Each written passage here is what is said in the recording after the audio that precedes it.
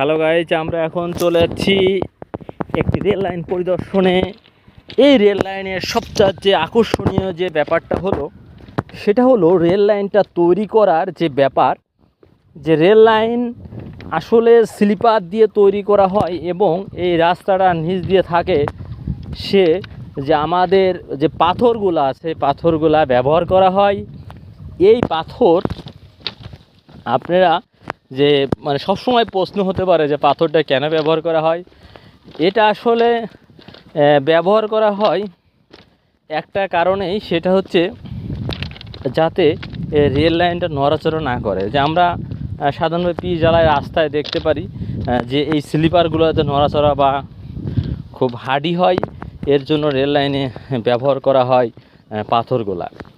তো এই জন্যই আসলে যারা কখনো এই রেল লাইনের কাছে আসেননি তারা আসবেন এবং দেখবেন যে রেল লাইনটা কত সুন্দর করে তৈরি করা এবং মজবুত এবং টেকসই করা। প্রতিটা জায়গায় মানুষের যে রেল লাইন, যারা ট্রেন ভ্রমণ করছেন তারা তো অবশ্যই দেখতে পাচ্ছেন, এবং যারা দেখেন নাই তারা অবশ্যই আসবেন।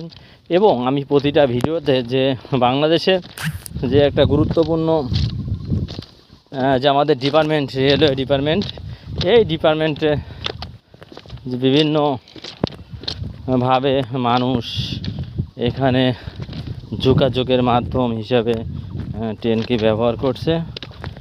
এটা আপনারা দেখতে পাচ্ছেন, এই যে পাথরগুলো, এগুলো আমাদের সেই ইন্ডিয়া থেকে আমাদের আমদানি করতে হয়।